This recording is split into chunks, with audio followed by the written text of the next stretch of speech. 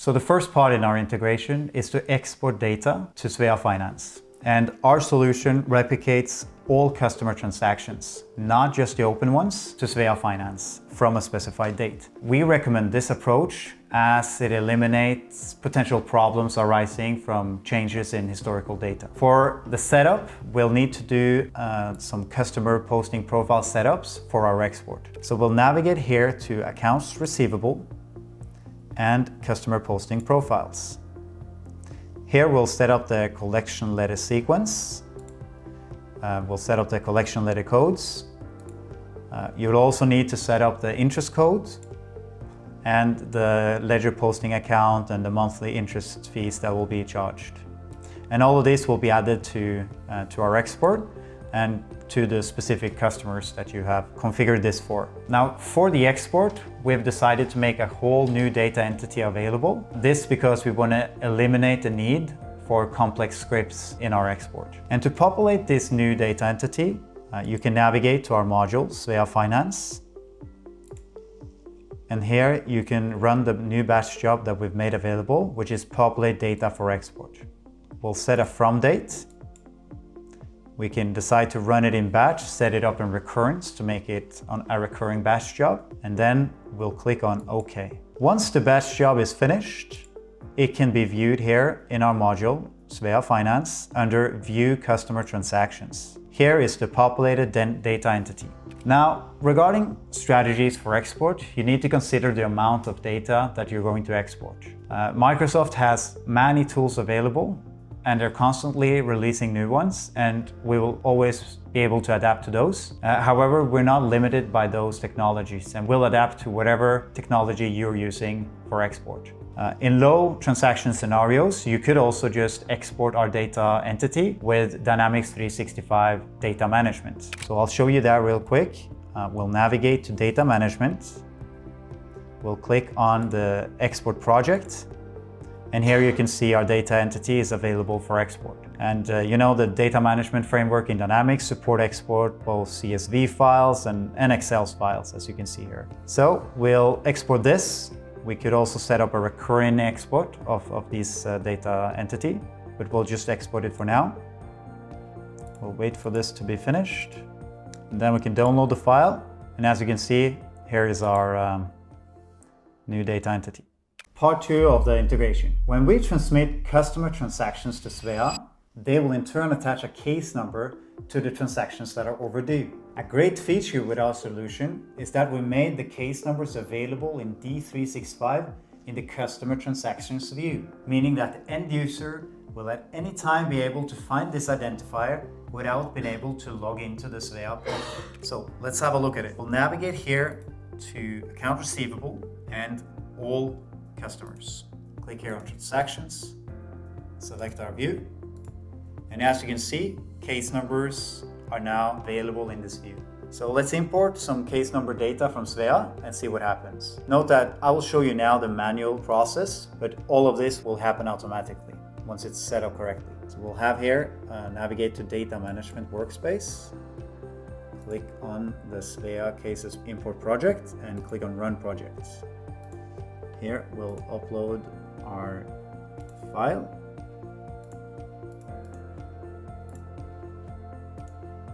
And we'll click on Import. So we'll just wait for this import to be finished. Right now the import is finished. We can have a look at the results. So we'll navigate back to All Customers and we'll click on Transactions. Select our view. And here you can see that now case numbers are populated. We also see that collection letter code has changed to collection, indicating that SVEA has started the collection on behalf of us. And interest calculation is set to no. This is relevant when you're using the internal credit and collection in Dynamics 365 to collect interest from some customers so that this is not being calculated there as well. A great feature with our solution is that once a case number is populated here, you can click on Collection, Case Number Info, and you will be directed to the SVEA portal website and the case you're working on, so you can see all the information there. So part 3, import payments. SVEA Finance sends reimbursement transactions to Dynamics 365. These transactions can be of different types: payments, interest, and fees. Each transactions type will have different accounting rules and can be configured to internal requirements. General journal is chosen as journal type, not customer payments. This adds necessary flexibility to include both ledger and customer transactions in the same journal and with the same voucher number. Thus, it makes it easy to find the posting of the fees, interest, and customer under the same voucher. Now, our solution includes an extensions that automate settlements of payments. So let's have a look at that. Let's navigate to General Ledger, Journal Setup, and Journal Names. Click on Journal here.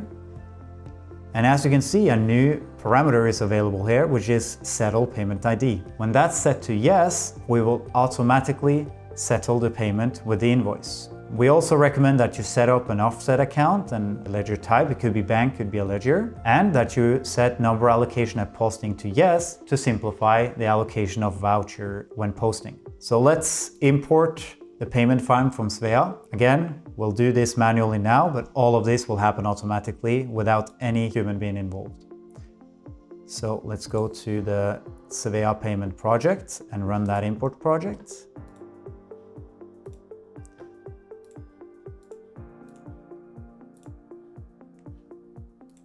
Click here on Import, and we'll wait for the import project to be finished. So now the import project is successful. If it fails, it's possible to correct and import again. So it's not a problem. So let's look at the results. We'll navigate to General Ledger, General Journal. And here we have a new journal, and we'll go into that journal. And here we can do our necessary control. We can check that, it's being posted to the right account, that it's the right amount for the fees, for the interest, and for the invoice, and that it's the right offset account it's being posted to, as well as the date. Moreover, we can see that it's automatically settled against the invoice by clicking here on Functions and Settle Transaction. And as you can see, it's marked on the invoice here. So it's also going to be settled when we click on Post. So here you can go ahead and post a journal, and that's the import. Note that we can also adapt whether or not you're using an extension for this, but if not, you can use the solution we have here.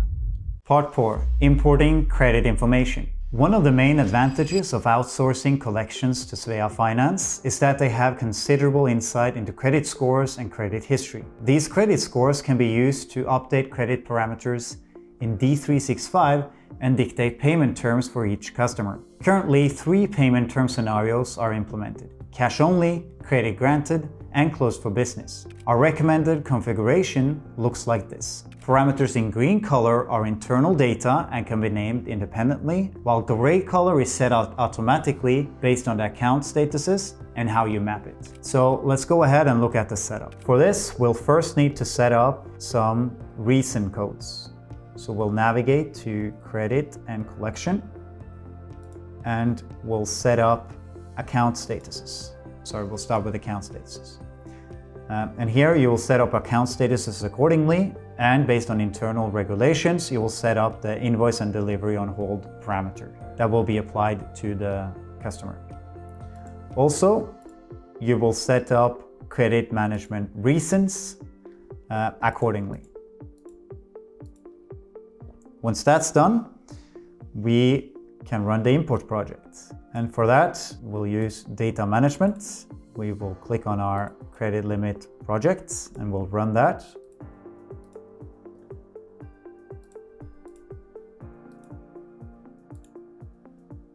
And we'll click on import.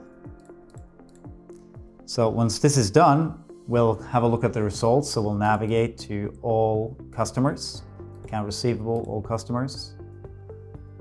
And here we will have a look at the credit limit, see that it's set correctly. We see that it's various account statuses that we have configured. We'll see the reason for the different account statuses. We'll see the credit limit. We'll see the invoice and delivery on hold parameter and the mandatory credit limit parameter. There's also one more parameter that we've updated. So we'll click on one of the customers and we'll control this allow on account parameter. This is unfortunately currently not possible to add to the overview view that we just looked at here. So with that, All of our customers have updated credit parameters.